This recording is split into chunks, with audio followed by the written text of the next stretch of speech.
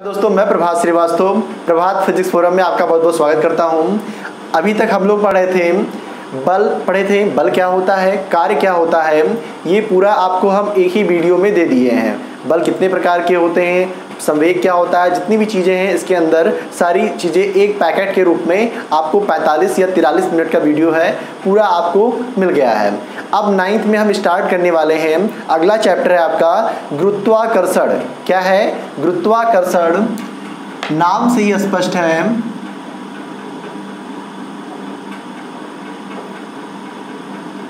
गुरुत्वाकर्षण।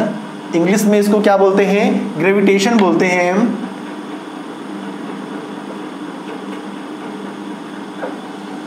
देखिएगा, इसका नाम आप लोग सुने होंगे। देखिएगा, एक बार क्या हुआ, न्यूटन साहब बैठे थे। कहा जाता है कि न्यूटन साहब बैठे हुए थे और क्या हुआ, अचानक ही एक पेड़ पर से क्या गिरता है? सेब गिरता है। और न्यूटन साहब इस विचार में पड़ जाते हैं कि ये सेब क्यों गिरा। इससे पहले कई सारे लोग थे, कई मनुष्य है, अपनी अपनी थिंकिंग है, मगर क्या है, न्यूटन साहब ने सोचा कि ये जो आपका पेड़ पर से सेब गिरा तो ये नीचे क्यों गिरा, इसको ऊपर चला जाना चाहिए था या कहीं अलग चला जाना चाहिए था, ये पृथ्वी पर ही क्यों आके गिरता है। पत्थर उठाए, पत्थर को छोड़ा, कई सारी वस्तुओं को कई सारा प्रयोग किए, उठा के छोड़ते हैं और बाद में एक निष्कर्ष तक पहुंचते हैं कि जो पृथ्वी है वो पृथ्वी क्या करती है, प्रत्येक वस्तु को अपनी ओर आकर्षित करती है। तो इन्होंने क्या किया, इन्होंने और भी कई सारे एक्सपेरिमेंट किए और देखा कि प्रत्येक बॉडी, मतलब एक पिंड है, एक दूसरा पिंड है, दो अलग अलग बॉडीज हैं, वो बॉडीज क्या करती हैं, एक दूसरे को अपनी ओर खींचते हैं, आकर्षित करते हैं। तो इस प्रकार क्या होता है, इसी को इन्होंने क्या नाम दिया, गुरुत्वाकर्षण नाम दिया। कि दो अलग अलग पिंड हैं, दोनों पिंड एक दूसरे को अपनी ओर आकर्षित करते हैं, यानी कि इस यूनिवर्स में जितने भी पिंड हैं, इन्होंने देखा, बाद में ये परिभाषा आपकी जो है आगे चल करके हो जाएगी कि ये जो यूनिवर्स है, पूरा हमारा ब्रह्मांड है, इसमें जितने भी आपके सारे पिंड हैं, वो पिंड क्या करते हैं, एक पिंड दूसरे पिंड को अपनी ओर आकर्षित करता है, या आप कह सकते हैं भारी वाला पिंड हल्के वाले पिंड को अपनी ओर खींच लेता है। जिसका भार ज़्यादा होता है वो हल्के वाले पिंड को अपनी ओर खींच लेता है। तो यही कारण है कि पृथ्वी क्या है, काफ़ी सारा इसमें भार है, काफ़ी बड़ी पृथ्वी है। तो हम क्या होते हैं, पृथ्वी की ओर गिर जाते हैं या फिर ऊपर से छोड़ा जाता है, हमको पृथ्वी की ओर चले जाते हैं। इसका काफ़ी सारा क्या है, भार है। तो इसको किसने सर्च किया? न्यूटन साहब ने सर्च किया। और इसीलिए इसको हम आगे चल करके इनका हम नियम भी पढ़ेंगे। न्यूटन के गुरुत्वाकर्षण का नियम जो है, या कैपलर का नियम, कई सारे नियम हैं, इसको हम पढ़ते हुए चलेंगे। देखेंगे गुरुत्वाकर्षण होता क्या है। गुरुत्वाकर्षण अभी हम बताएं आपको, ब्रह्मांड में जितने भी पिंड हैं, गुरुत्वाकर्षण क्या है आप लिख सकते हैं,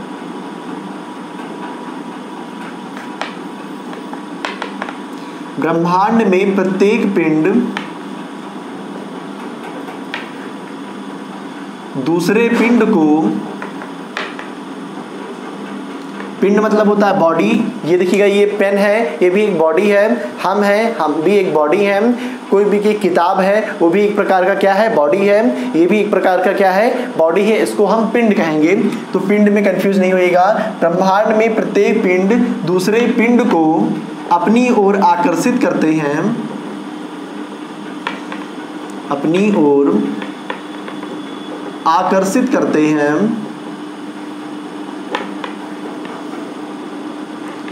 और जिसे क्या नाम दिया गया, जिसे नाम दिया गुरुत्वाकर्षण नाम दिया, जिसे क्या कहते हैं, गुरुत्वाकर्षण कहते हैं।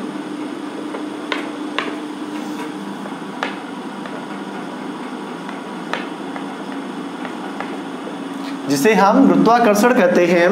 तो ब्रह्मांड में जितने भी पिंड हैं, वो एक पिंड दूसरे पिंड को अपनी ओर आकर्षित करता है। तो इस प्रकार के बल को, इस प्रकार के आकर्षण को क्या बोलते हैं हम, गुरुत्वाकर्षण कहते हैं।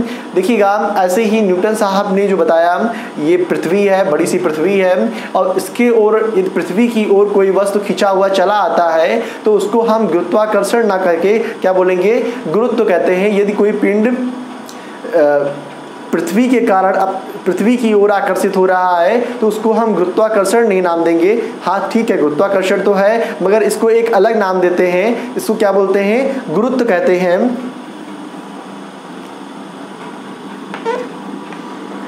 यहां लिख सकते हैं यदि वस्तु पृथ्वी के केंद्र की ओर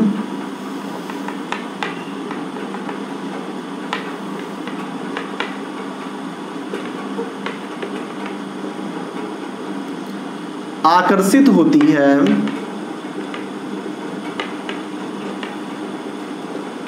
तो उसे क्या नाम देते हैं हम, गुरुत्व कहते हैं। गुरुत्व यानी कि ग्रेविटी।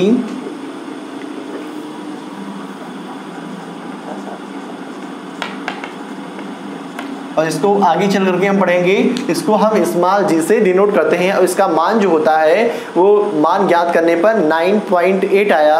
अभी आगे हम पढ़ेंगे कि इसका मात्रक क्या होगा, 9.8 मीटर पर सेकेंड स्क्वायर इसका क्या हो जाएगा, मात्रक हो जाएगा या फिर इसका मान हो जाएगा।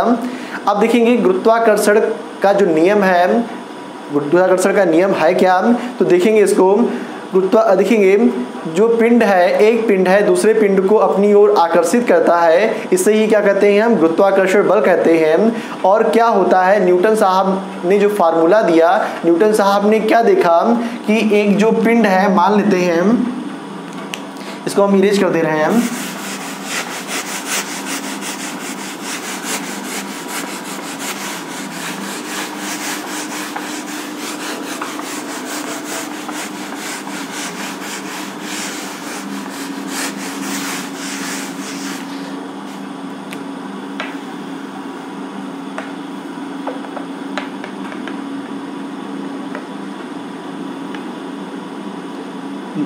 हेडिंग पड़ेगा आपका गुरुत्वाकर्षण बल संबंधी नियम।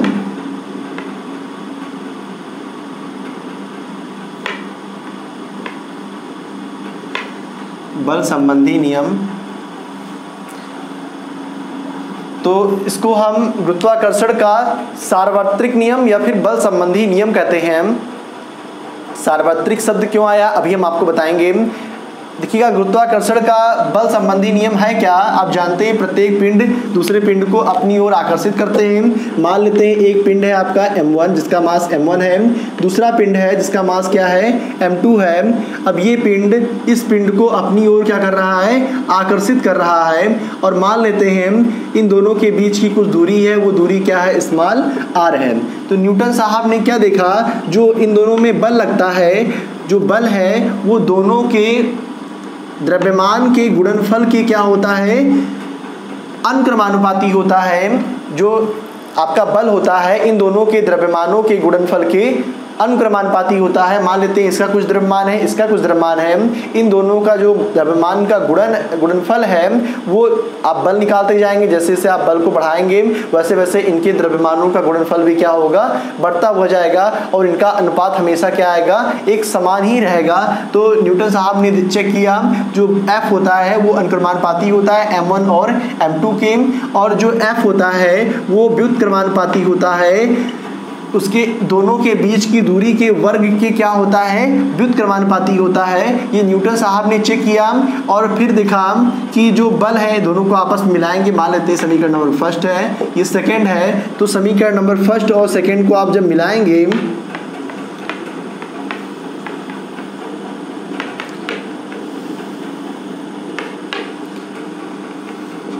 दोनों की तुलना कर देते हैं तो F अनुक्रमानुपाती हो जाएगा किसके, m1 डॉट m2 अपान क्या हो जाएगा आपका r स्क्वायर हो जाएगा, या फिर F, ये अनुक्रमानुपाती का निशान हटाइए।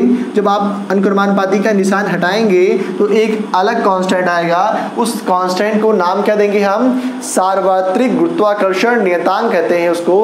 उसका नाम क्या है, कैपिटल G है, इन्होंने कैपिटल G नाम दिया। F equal to capital G m1 dot m2 upon क्या हो जाएगा आपका r स्क्वायर। जहाँ F क्या है, F आपका बल है, यहाँ लिख दे रहे हैं, जहाँ कैपिटल F क्या है, बल है, पिंडों के बीच कार्य करने वाला बल। और देखिएगा R क्या है, r आपकी दोनों पिंडों के बीच की दूरी है।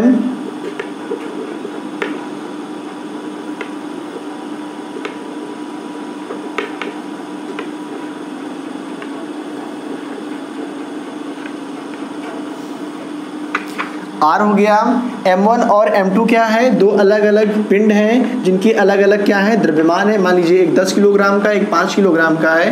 वो दोनों एक दूसरे को क्या कर रहा है, आकर्षित कर रहा है। देखिएगा आकर्षित कब करेगा, आकर्षित तभी करेगा जब इस पे जो आवेश होता है वो आवेश क्या हो, प्लस हो। वैसे आवेश के बारे में हम बाद में बताएंगे, यहाँ पिंड के बारे में पढ़ रहे हैं। तो इस पे चार्ज प्लस होगा तो आकर्षित करेगा, माइनस होगा तो एक दूसरे को प्रतिकर्षित करेगा।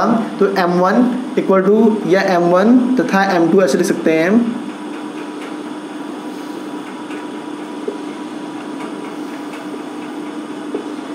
दोनों पिंडों का क्या है, दोनों पिंडों का द्रव्यमान है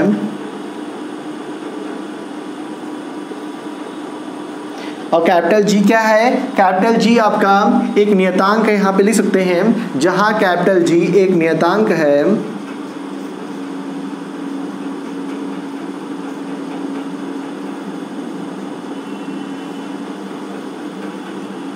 कैपिटल G क्या है, एक नियतांक है और इसका एक फिक्स मान भी होता है। वो मान कितना होता है, वो मान आपका होता है 6.67 गुणे 10 की घात -11 होता है। G का मान जो होता है 6.67 गुणे 10 की घात -11 होता है। ये मान आपको याद रखना पड़ेगा। अब इसका मात्रक याद करना हो, G का मात्रक होता क्या है, तो इसको सॉल्व कर लेते हैं। तो इसको ये वाला नोट हो गया होगा आपका, यहाँ पे इरेज करके लिख दे रहे हैं। फिर कैपिटल G का हमें मात्रक पता करना है। कैपिटल G का मात्रक क्या होगा, तो देखिएगा यहाँ पे अभी मात्रक हमने नहीं लिखा है, तो मात्रक कैसे निकालेंगे। ये F, ये इसको इधर ले जाके क्रॉस मल्टीप्लाई कर दीजिएगा, तो G बराबर हो जाएगा आपका F। ये इधर जब क्रॉस मल्टीप्लाई हो जाएगा तो F क्रॉस क्या हो जाएगा, R स्क्वायर अपान क्या लिखेंगे, M1 डॉट M2 लिखेंगे।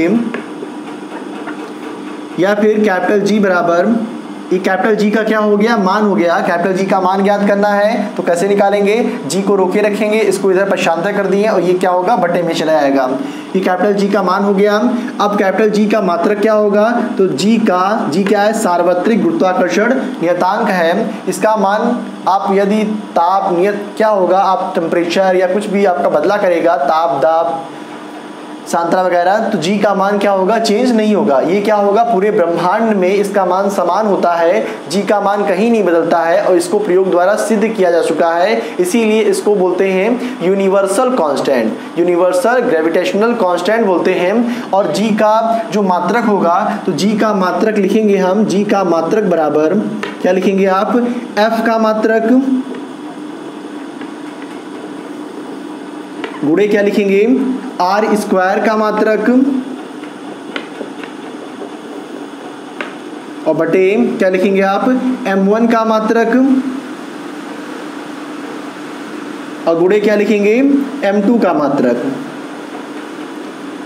इस प्रकार G का क्या होगा, मात्रक आपका निकल आएगा। तो G का मात्रक बराबर F का मात्रक पता है आपको क्या होता है, न्यूटन होता है, बता चुके हैं आपको, बल पहले पढ़ा चुके हैं। और दूरी का मात्रक याद रखिएगा, मीटर होता है। इसका मात्रक क्या होता है, मीटर होता है, तो मीटर स्क्वायर हो जाएगा। यहाँ पे R स्क्वायर है तो मीटर का स्क्वायर हो जाएगा, बटे M1 और M2 का मात्रक। M1 यानी द्रव्यमान है, M1 और M2 क्या है, द्रव्यमान है, तो इसका मात्रक भी क्या होगा, द्रव्यमान का मात्रक किलोग्राम होता है, तो यहाँ पे क्या हो जाएगा, किलोग्राम होगा। यहाँ भी किलोग्राम होगा, यहाँ भी किलोग्राम होगा, तो आप लिख सकते हैं किलोग्राम का स्क्वायर। तो इसका मात्रक क्या हो जाएगा, न्यूटन मीटर स्क्वायर प्रति किलोग्राम हो जाएगा आपका। अब देखिएगा इसको हम शॉर्ट फॉर्म में लिखना है, तो शॉर्ट फॉर्म में कैसे लिखेंगे, यहाँ पे अथवा करके लिख सकते हैं। न्यूटन को आप n से लिख दीजिए, मीटर को आप लिखेंगे m स्क्वायर अपान kg, यहाँ पे स्क्वायर कर दीजिएगा, kg स्क्वायर। तो ये आपका शॉर्ट फॉर्म हो गया n m square upon kg square. ये g का क्या हो जाएगा, मात्रक हो जाएगा। तो यहाँ लिख देते हैं n m square upon kg, ये किसका मात्रक हो गया, G का मात्रक हो गया। और इसका मान याद रखिएगा हमेशा, इसका मान कितना होता है, 6.67 गुणे 10 की घात -11 होता है, और इसको भूलिएगा नहीं, न्यूटन मीटर स्क्वायर प्रति किलोग्राम स्क्वायर। अब अगला है जी ये आपका हो गया कि बल संबंधी नियम कि गुरुत्वाकर्षण बल संबंधी नियम हो गया, इसमें कोई भी डाउट नहीं होगा। दो पिंड हैं, एक दूसरे को आकर्षित करते हैं, तो इन्होंने क्या बताया पहला कि जो बल होता है, न्यूटन का जो बल संबंधी नियम है, तो बल जो होता है दोनों पिंडों के बीच लगने वाले या दोनों पिंडों के द्रव्यमान के गुणनफल के क्या होता है, अनुक्रमानुपाती होता है। गुरुत्वाकर्षण बल जो होता है वो दोनों पिंडों के द्रव्यमान के गुणनफल के क्या होता है, अनुक्रमानुपाती। ऐसे ही जो बल होता है दोनों पिंडों के बीच की दूरी के वर्ग के क्या होता है, व्युत्क्रमानुपाती है। दोनों के मिलाएंगे आप तो मिलाने पे आपको क्या मिलेगा, m1 m2 upon R square मिलेगा। तो f अनुक्रमानुपाती हो जाएगा m1 m2 upon R square का। या फिर इसको हटाएंगे तो एक कांस्टेंट इन्होंने लगाया, वो कांस्टेंट क्या पाए, इसका मान कितना होता है 6.67 × 10⁻11। इसको आपको निकालने से ही मिलेगा। तो ये आपका हो गया। अगला है आपका, देखिएगा इसको ज्ञात करने से फायदा क्या हुआ इनको, तो इसमें लिखा हुआ है यदि किसी पिंड को पृथ्वी की सतह से ऊपर प्रेषित किया जाता है तो पिंड गुरुत्व बल के कारण पृथ्वी की सतह पर क्या होता है, वापस आ जाता है। देखिएगा यदि पिंड को हम ऊपर की ओर प्रेषित करेंगे, गुरुत्वाकर्षण के जो सार्वत्रिक नियम है इसका महत्व क्या है, पिंड को आप प्रेषित करेंगे तो वो क्या होगा, कुछ समय बाद आप एक किसी भी पिंड को फेंकते हैं, आप कंकड़ लेते हैं, ईंटा लेते हैं, फेंकते हैं, कुछ समय बाद या बॉल लेते हैं, कुछ समय बाद क्या होता है वो पृथ्वी पर ही वापस आ जाता है। पहला तो नियम ये सिद्ध हो गया। तब तक इसके बारे में नहीं ज्ञात था कि हम इसको 9.8 यानी इससे भी हम अधिक तेज से मतलब वेलोसिटी से फेंक दें तो ये इसको पार कर जाएगा। वो आगे इसी चैप्टर में हम पढ़ेंगे प्लान वेग में। प्लान वेग क्या होता है, यदि आप किसी पिंड को एक निश्चित वेलोसिटी से ऊपर फेंक देते हैं तो वो पिंड क्या होगा, पृथ्वी पे वापस नहीं आएगा।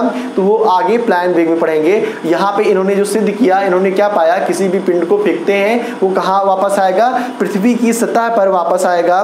और इन्होंने ये भी बताया जो गुरुत्व बल है उसी के कारण क्या है, आपके वायुमंडल में जो वायुमंडल है वो वायुमंडल क्या है, विद्यमान है। वायुमंडल आप जानते हैं क्या होता है, ये पृथ्वी है, ये क्या है आपकी अर्थ है, और अर्थ के चारों ओर क्या होता है, एक आपका होता है क्षोभ मंडल, समताप मंडल, मध्य मंडल, आयन मंडल और क्या होता है, बाह्य मंडल होता है। तो ये क्या होते हैं आपके मंडल, इसमें स्थित होते हैं। इसी को क्या नाम देते हैं हम, वायुमंडल नाम देते हैं। तो ये जो आपका गुरुत्व बल है या गुरुत्वाकर्षण बल है, इसी के कारण क्या है, ये आपका वायुमंडल बना होता है। तो ये सारे नियम मतलब इसके नियम के ये सारे फायदे हुए। और इन्होंने ये भी बताया जो ज्वार और भाटा आता है, ज्वार जो समुद्र में आता है उठता है लहर, उसको ज्वार बोलते हैं, और जो पीछे लौटता है समुद्र में लहर उसको क्या बोलते हैं, भाटा बोलते हैं। तो जो ज्वार और भाटा आता है वो भी किसके कारण आता है, गुरुत्वाकर्षण के कारण ही आता है। तो ये सारे नियम इन्होंने बताए। अगला है आपका कैप्लर के ग्रहीय गति संबंधी नियम है। कैप्लर का ग्रहीय गति संबंधी नियम कहता क्या है, अब इसको जानेंगे हम, एक एक करके सब पढ़ते चलेंगे हम, और पूरा सिलेबस एक ही वीडियो में आपका कवर हो जाएगा।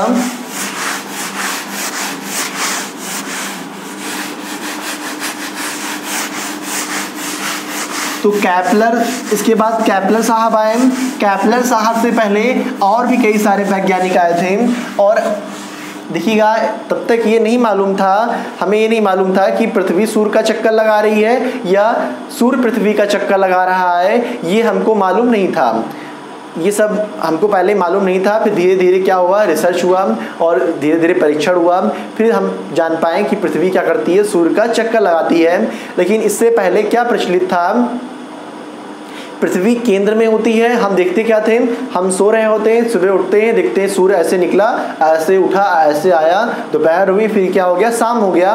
तो सूर्य ऐसे निकलता है, फिर ऐसे क्या होता है, अस्त हो जाता है। तो पृथ्वी एक जगह पे केंद्रित है और सूर्य क्या कर रहा है, पृथ्वी एक जगह केंद्रित है, सूर्य यहाँ से निकला और यहाँ पे अस्त हो गया। इसका मतलब सूर्य क्या होता है, चक्कर लगाता है, फिर नीचे से जाता होगा, फिर यहाँ पहुँचता होगा। सूर्य क्या कर रहा है, चक्कर लगा रहा है। जबकि ये थ्योरी बहुत दिन तक प्रचलित थी, आगे चल करके ये थ्योरी क्या हो गई, रॉन्ग हो गई। और इसके बाद क्या आए, कैप्लर साहब आए। कैप्लर नामक वैज्ञानिक ने बताया कि आपका जो पृथ्वी है वो क्या करता है, सूर्य का चक्कर लगाता है, ना कि सूर्य पृथ्वी का चक्कर लगाता है। तो इस थ्योरी को उन्होंने गलत सिद्ध किया और इन्होंने क्या किया, इन्होंने नियम बताए। वो 3 नियम यहाँ पे प्रमुख हैं। कौन कौन से नियम हैं यहाँ पे लिखते हैं हम,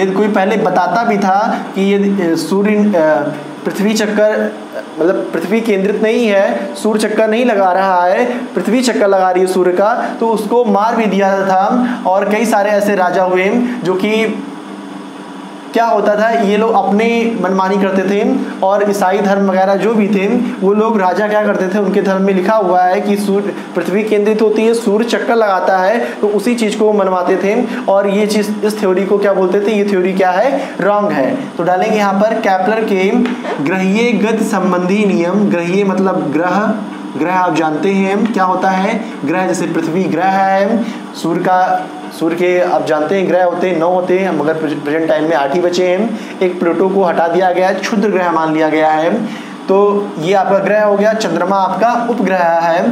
तो केपलर के ग्रहीय गति संबंधी नियम, गति क्या होता है बता चुके हैं, मोशन, पिछले चैप्टर में आप जाइएगा आराम से देखिएगा।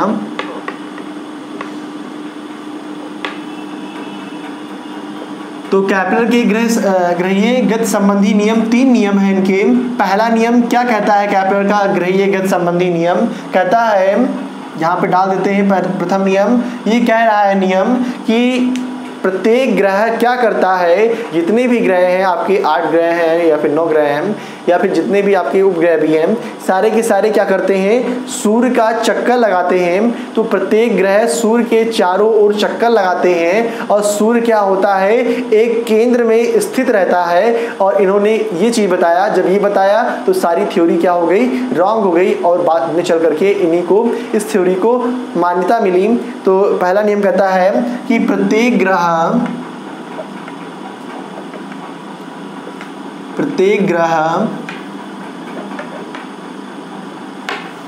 सूर्य के चारों ओर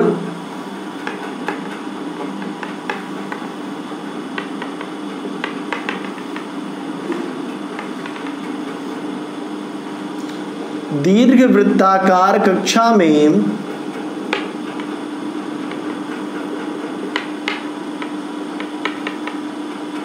चक्कर लगाते हैं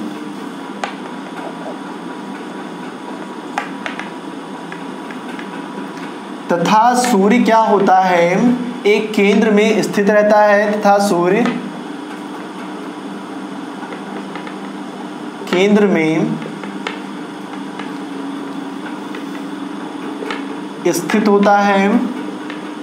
जितने भी प्लैनेट्स हैं वो सन के एक दीर्घ वृत्ताकार कक्षा में क्या करते हैं, चक्कर लगाते हैं और सूर्य कहाँ होता है, एक केंद्र में स्थित रहता है। यहाँ पे एक फिगर के माध्यम से आप देख सकते हैं, ये आपका सन हो गया और ये क्या है आपका, मान लीजिए ये आपकी अर्थ है, पृथ्वी है। तो ये क्या करेगी, दीर्घ वृत्ताकार कक्षा में ऐसे चक्कर लगाएगी। ये आपका क्या हो गया, सन हो गया, इसकी चारों ओर दीर्घ वृत्ताकार कक्षा में चक्कर लगाती है और सूर्य यहाँ पे केंद्रित, मतलब यहाँ पे एक केंद्र के रूप में उपस्थित रहता है। तो पहला नियम ये हो गया इनका।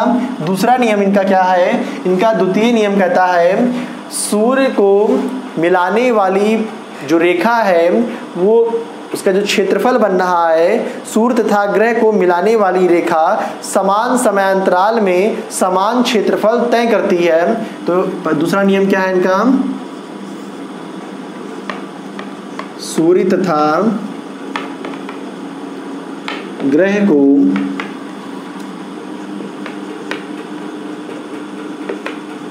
मिलाने वाली रेखा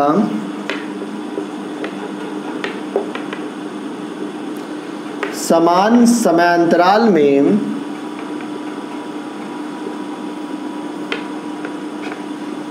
समान क्षेत्रफल तय करती है। ये क्या है, इसको समझते हैं हम।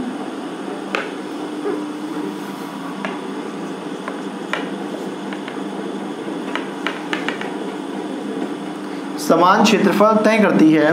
देखिएगा पहला नियम क्या कह रहा है, पहला नियम कह रहा है कि जो सन होता है वो एक केंद्र के रूप में उपस्थित होता है और जो ग्रह होता है वो ग्रह क्या करता है, इसके चारों ओर चक्कर लगाता है। मान लीजिए ये आपकी पृथ्वी है, ये पृथ्वी हो गई और ये इसके दीर्घवृत्ताकार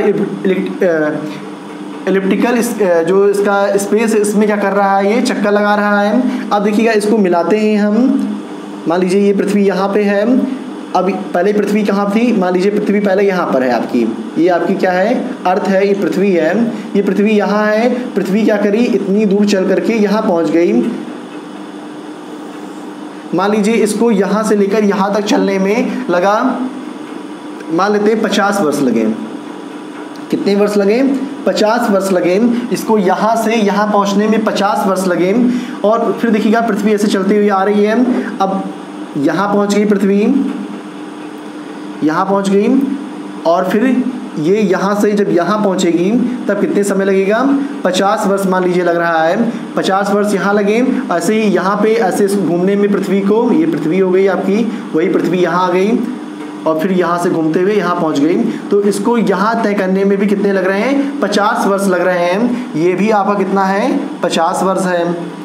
तो ये चीज़ आपका 50 वर्ष है और ये वाला चीज़ क्या है, 50 वर्ष है। इसको थोड़ा सा और शॉर्ट कर देते हैं, जगह नहीं मेरे में। मान लीजिए ये पृथ्वी यहाँ पहुँच गई,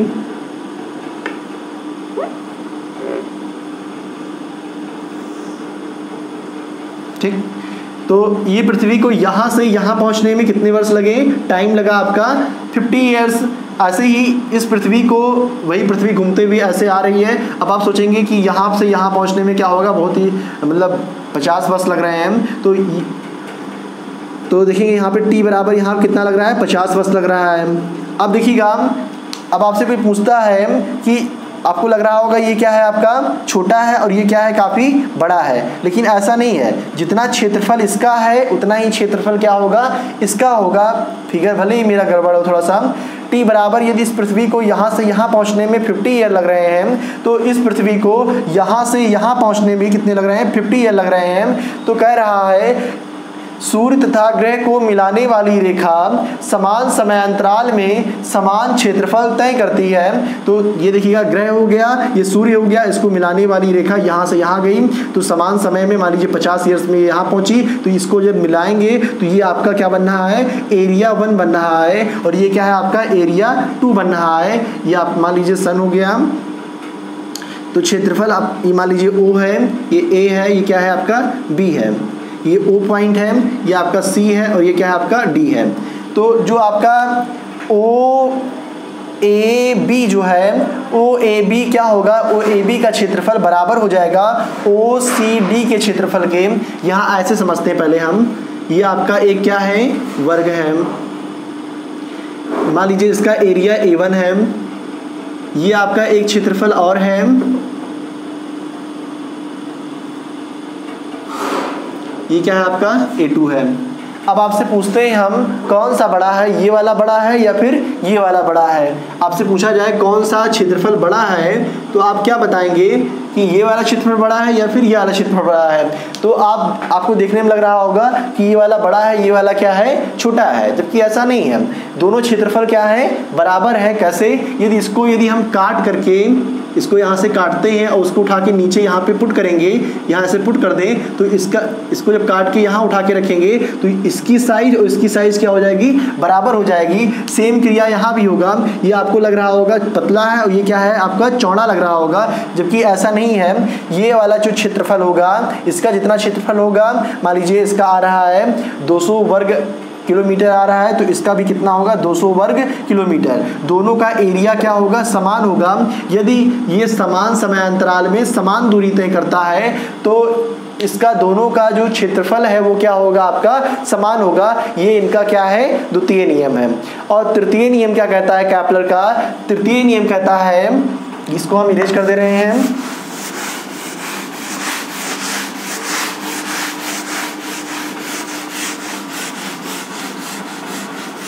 इनका जो थर्ड लॉ ऑफ कैपलर है, इसका तृतीय नियम कहता है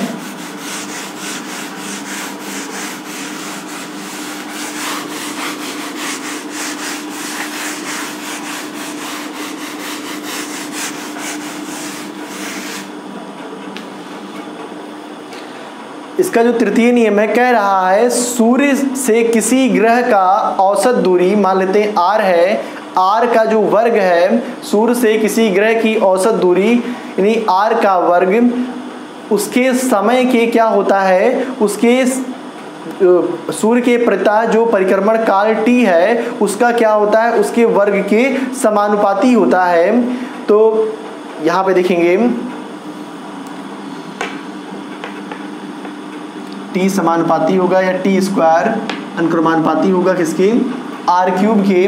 कह रहा है कि सूर्य, तृतीय नियम कहता है सूर्य से किसी ग्रह को मिलाने वाली जो रेखा है उसकी दूरी मान लेते हैं r है। ये आपका एक ग्रह है, ऐसे फिगर के माध्यम से समझते हैं। ये सूर्य हो गया, ये आपका ग्रह हो गया। मान लेते हैं इन दोनों के बीच की दूरी क्या है, स्मॉल r है। और कह रहा है कि r है उस ग्रह के सूर्य के प्रतः परिक्रमण काल यानी t का वर्ग। क्या कह रहा है, t का जो वर्ग है वो r के क्या होता है, r के घन के व्युत्क्रमानुपाती होता है। तो आप लिख सकते हैं थर्ड लॉ ऑफ केपलर।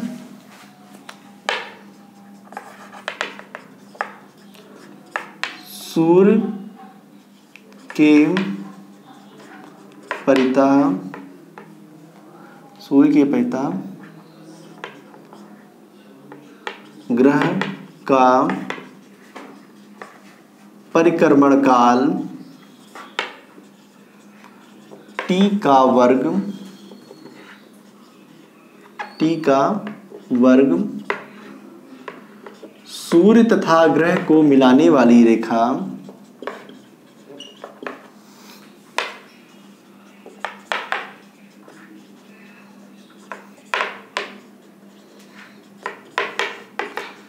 रेखा के बीच की दूरी r, रेखा के बीच मिलाने वाली रेखा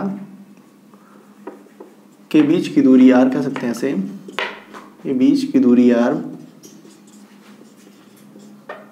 के घन के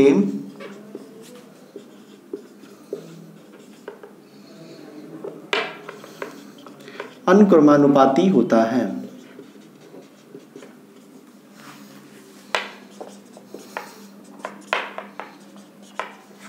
तो t जो है टी स्क्वायर का वर्ग अनुक्रमानुपाती होगा किसके, a क्यूब के। r, इसको r माना है हमने, तो r क्यूब के क्या होगा, देखिएगा t का वर्ग जो t है परिक्रमण काल है इसका वर्ग उसकी दूरी के क्या होते हैं, घन के अनुक्रमानुपाती होता है। और इसका डेरिवेशन हम फर्स्ट ईयर के वीडियो में डाल देंगे। आप फर्स्ट ईयर की वीडियो में देखना चाहेंगे देखेंगे, नहीं तो आपका सिलेबस से कट गया है। नेक्स्ट टॉपिक है 9th में जो है वो मुक्त पथन है। मुक्त पथन भी आपका सिलेबस से कट गया है। नेक्स्ट टॉपिक जो है वो है आपका गुरुत्वीय त्वरण है। गुरुत्वीय त्वरण हम बताए थे आपको, पृथ्वी द्वारा किसी पिंड पर आरोपित गुरुत्वाकर्षण बल, पृथ्वी यदि किसी पिंड पर बल आरोपित करती है उसे ही क्या बोलते हैं हम, गुरुत्वीय जनित त्वरण कहते हैं या गुरुत्व कहते हैं।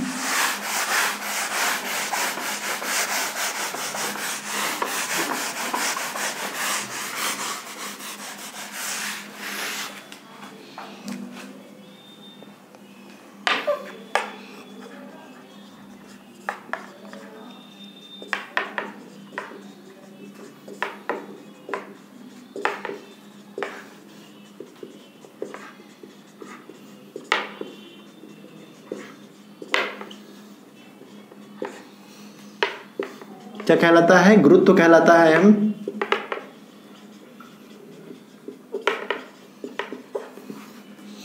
तो पृथ्वी द्वारा किसी पिंड पर आरोपित जनित त्वरण क्या कहलाता है, गुरुत्व कहलाता है। और किसी पिंड को पृथ्वी जो जिस कारण ये उत्पन्न होता है बल, गुरुत्व बल, उसमें लगने वाले त्वरण को ही क्या बोलते हैं हम, गुरुत्वीय त्वरण कहते हैं। इसको हम स्मॉल g से व्यक्त करते हैं। किससे व्यक्त करते हैं, स्मॉल g से व्यक्त करते हैं। इसे स्मॉल g से प्रदर्शित करते हैं। और इसका जो मात्रक होता है देखिएगा, F बराबर क्या होता है, mg होता है सूत्र। जैसे F बराबर ma होता है द्रव्यमान गुणे त्वरण, यहाँ पे त्वरण के स्थान पे क्या रखेंगे, g रखेंगे, यानी कि गुरुत्वीय त्वरण हो जाएगा। तो g बराबर क्या हो जाएगा आपका F/m हो जाएगा। इसका मतलब g का मात्रक क्या होगा, न्यूटन प्रति, इसका m का मात्रक न्यूटन प्रति किलोग्राम। तो इसको लिख सकते हैं आप, जी का जो मात्रक है वो जी का मात्रक क्या हो जाएगा आपका मीटर प्रति सेकंड स्क्वायर कहिए, या इसको हल करेंगे क्या आ जाएगा मीटर प्रति सेकंड स्क्वायर आ जाएगा आपका। तो इसका मात्रक लिखेंगे गुरुत्व, आप जानते हैं त्वरण का मात्रक क्या होता है मीटर प्रति सेकंड स्क्वायर, तो लिखेंगे जी से प्रदर्शित करते हैं, और त्वरण का मात्रक क्या होता है मीटर प्रति, इसका मात्रक मीटर प्रति सेकंड स्क्वायर होता है।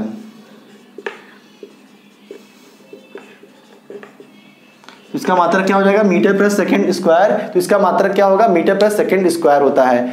इतना हम लोग सीख लिए। देखिएगा अब डेरिवेशन तो आप में है नहीं, सिर्फ सीख लेते हैं। यदि आपका ये पृथ्वी का केंद्र है और ये आपका आप सरफेस पे पृथ्वी पे हम खड़े हुए हैं, आप भी खड़े हैं बैठे हैं, यदि पृथ्वी के सरफेस पे यहाँ पे आप रहते हैं तो क्या होता है यहाँ पे गुरुत्वीय त्वरण का मान क्या होगा, या इस गुरुत्वाकर्षण बल का मान क्या होगा, पृथ्वी के गुरुत्वाकर्षण बल का मान या गुरुत्व का मान क्या होगा सबसे अधिक होगा। जैसे जैसे आप ऊपर की ओर जाते जाएंगे तो वहां पे क्या होगा गुरुत्वाकर्षण बल का मान क्या होगा घटता जाता है, क्या होता जाता है ऊपर जाने पर घटता जाता है, और पृथ्वी के केंद्र पर भी जाने पर क्या होगा गुरुत्वाकर्षण जी का मान क्या होगा स्मॉल जी का मान घटता जाएगा, जी का मान घटेगा। नीचे जाएंगे कोई पूछता है पृथ्वी के केंद्र की ओर जाने पर जी का मान बढ़ता है या घटता है, तो जी का मान क्या होता है घटता जाता है। और केंद्र पे पहुंच जाने पर, ये पृथ्वी का केंद्र है, यदि आप केंद्र पर पहुंच जाते हैं तो गुरुत्वाकर्षण जी का मान कितना हो जाएगा 0 हो जाएगा। यहां पे जी का मान कुछ भी नहीं लगता है, पृथ्वी के केंद्र पर इसका मान होता है 9.8। याद रखिएगा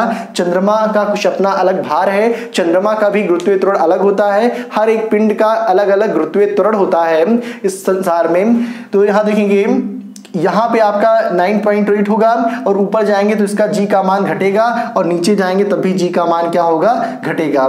देखिएगा ये आपकी पृथ्वी है, ऐसे 3D में देखेंगे तो ये इस प्रकार की पृथ्वी होती है, बीच में क्या होती है भूमध्य रेखा होती है, और भूमध्य रेखा पर जी का मान क्या होता है भूमध्य रेखा पर जी का मान न्यूनतम होता है, और पृथ्वी के दोनों ध्रुवों पर जी का मान क्या होता है सबसे अधिक होता है। ये आपका नॉर्थ, ये क्या हो गया नॉर्थ पोल, और ये क्या हो गया साउथ पोल होता है। तो यहाँ पे जी का मान सबसे अधिक होता है, और ये आपकी 3D में ये पिक्चर में देखेंगे तो ये क्या होती है भूमध्य रेखा होती है, इसको बोलते हैं भूमध्य रेखा। जो पृथ्वी के मध्य से जाए उस रेखा को बोलेंगे भूमध्य रेखा, और यहाँ पे जो जी का मान होता है वो क्या होता है न्यूनतम होता है, और केंद्र में 0 होता है। तो ये सारी चीजें जी के बारे में ध्यान रखेंगे। अब अगला टॉपिक है ये जी, स्मॉल जी और कैपिटल जी। आप जानते हैं स्मॉल जी होता क्या है, ये गुरुत्वीय त्वरण वाला जी होता है, और कैपिटल जी क्या होता है सार्वत्रिक गुरुत्वाकर्षण नियतांक कैपिटल जी होता है। इन दोनों में अब हमें संबंध पढ़ना है जो कि काफी इंपॉर्टेंट है, इसको देखते हैं हम। तो डालेंगे स्मॉल जी और कैपिटल जी में संबंध, स्मॉल जी तथा कैपिटल जी में संबंध, relation between small g and capital G. तो देखते हैं, मान लेते हैं एक पिंड है, पिंड मतलब यहाँ पे पृथ्वी मानते हैं, क्योंकि स्मॉल जी किसके लिए प्रयोग होता है पृथ्वी के लिए होता है। तो इस पृथ्वी का मान लेते हैं इसका जो टोटल मास है वो कैपिटल M है, और यहाँ पे आप खड़े हैं तो आपका मास कितना है मान लेते हैं स्मॉल m है, क्योंकि पृथ्वी के आगे आपका मास क्या है बहुत ही कम है। तो पृथ्वी का मास क्या है बहुत ज्यादा है, कैपिटल M मान लेते हैं, इसको बड़ा है तो मास भी बड़ा मान लेते हैं कैपिटल M मान लेते हैं, और आपका मास बहुत कम है तो इसको क्या मान लेते हैं स्मॉल m। अब देखिएगा अब दोनों के बीच लगने वाला बल मान लेते हैं कि F है, दोनों पृथ्वी है, पृथ्वी का मास m है, ये आपका मास स्मॉल m है, और इसको मान लेते हैं आप कहाँ खड़े हैं पृथ्वी पे यहाँ पे खड़े हैं, और इन दोनों के बीच में जो दूरी है मान लेते हैं कैपिटल R है। दोनों के बीच की दूरी कितनी है कैपिटल R है, और दोनों के बीच लगने वाला बल क्या है कैपिटल F है। दो पिंड है, आप जानते हैं कौन सा बल लगता है गुरुत्वाकर्षण बल लग रहा है। तो दोनों के बीच लगने वाला, पिंडों के बीच लगने वाला बल कैसा है कैपिटल F है। तो आप सूत्र पढ़ चुके हैं, F बराबर क्या होता है capital G capital M small m बटे क्या होता है R होता है। F बराबर अभी हम पढ़ाए थे G m1 m2 बटे R स्क्वायर होता है। तो क्या हो जाएगा आर स्क्वायर। तो यहाँ पे क्या स्मॉल m1 के स्थान पे क्या है कैपिटल M है और m2 के स्थान पे क्या है स्मॉल m है। तो m1 m2 हो गया और बटे r क्या है इन दोनों पृथ्वी की त्रिज्या, इसको r भी मान सकते हैं, radius of E for earth, radius of earth तो आर ई मान सकते हैं या फिर आर ही मान लीजिए, कोई दिक्कत नहीं है।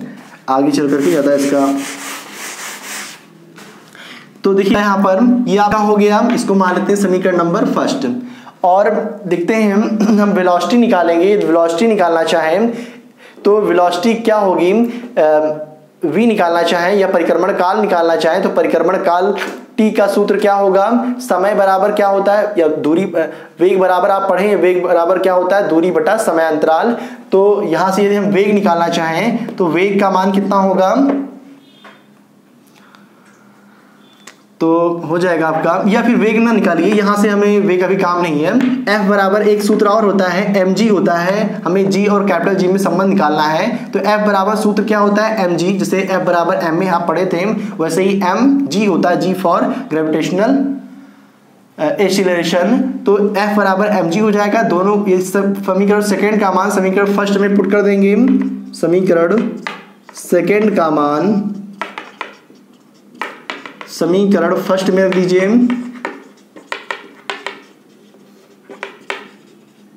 रखेंगे तो क्या हो जाएगा mg बराबर g बटे आर क्यूब हो जाएगा, आर स्क्वायर हो जाएगा, ई मत लगाइए, ई आगे चल करके हम पढ़ेंगे। तो आर स्क्वायर हो गया, m से m कैंसिल आउट हो जाएगा, क्या हो जाएगा g बराबर आपका आ जाएगा g कैपिटल M बटे आर स्क्वायर, ये आ गया। तो ये क्या हो गया आपका कैपिटल G और स्मॉल g में संबंध को व्यक्त करता है। ये किसको व्यक्त करता है, स्मॉल g और कैपिटल G में संबंध।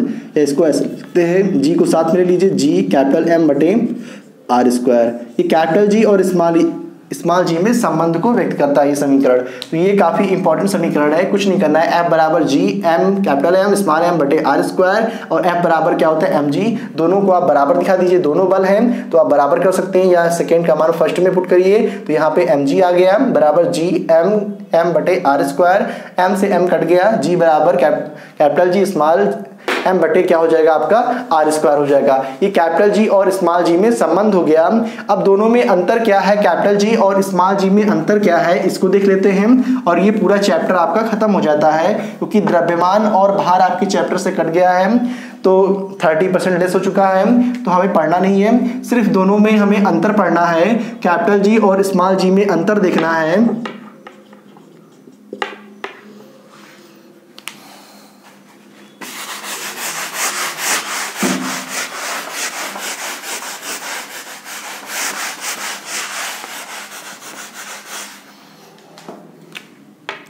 तो difference between capital G and small g देखते हैं। यहाँ पे कैपिटल G लिखते हैं, यहाँ पे स्मॉल g, यहाँ पे स्मॉल g, यहाँ पे कैपिटल G। अब देखेंगे कैपिटल G और स्मॉल g में क्या अंतर है आपका। ये जो G होता है, ये इस G का मान हम बताए हैं कितना होता है, इस G का मान 9.8 होता है, 9.8 मीटर प्रति सेकेंड स्क्वायर होता है। और इस G का मान कितना होता है, अभी आप लोग सॉल्व किए हैं और सॉल्व करने पे आया 6.67 6.67 इंटू 10⁻⁻11 न्यूटन मीटर स्क्वायर प्रति किलोग्राम। ये इसका मान होता है, प्रति किलोग्राम स्क्वायर होता है। तो ये इसका क्या होता है, मान होता है। मात्रक संख्या लिखिएगा, देखिएगा G स्मॉल g का मान क्या होगा। अभी हम देखे थे ध्रुवों पे क्या होता है, सबसे अधिक होता है और भूमध्य रेखा पे क्या होता है, कम होता है। तो देखेंगे यहाँ पर इसका मान क्या होता है, बदलता रहता है, अलग अलग स्थानों पे अलग अलग होता है।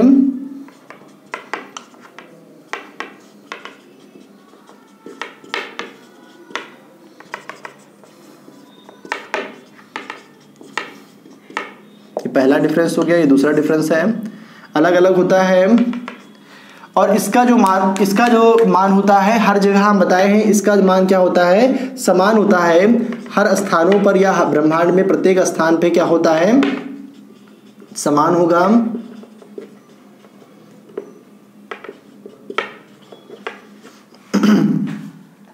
तीसरा अंतर है ये जो स्मॉल जी है वो कैसी राशि है, सदिश राशि होती है।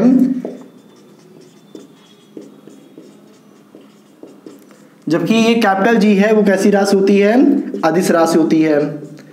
तो ये इसका मेन डिफरेंस हो गया, इसको याद रखिएगा।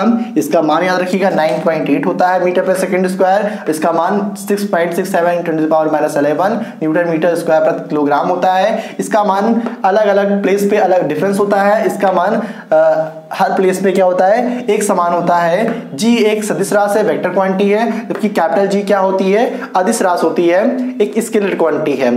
तो इतना चीज आप ध्यान रखेंगे। और ये चैप्टर आपका क्या होता है, खत्म होता है। द्रव्यमान और भार चैप्टर आपका 30% लेस हो चुका है। इसमें जो कोरोना चल रहा है इसकी वजह से, बाकी आप पढ़ते रहिए, ये आपको नया नया वीडियो मिलता रहेगा। और धन्यवाद, लाइक वगैरह कर दिया करिए।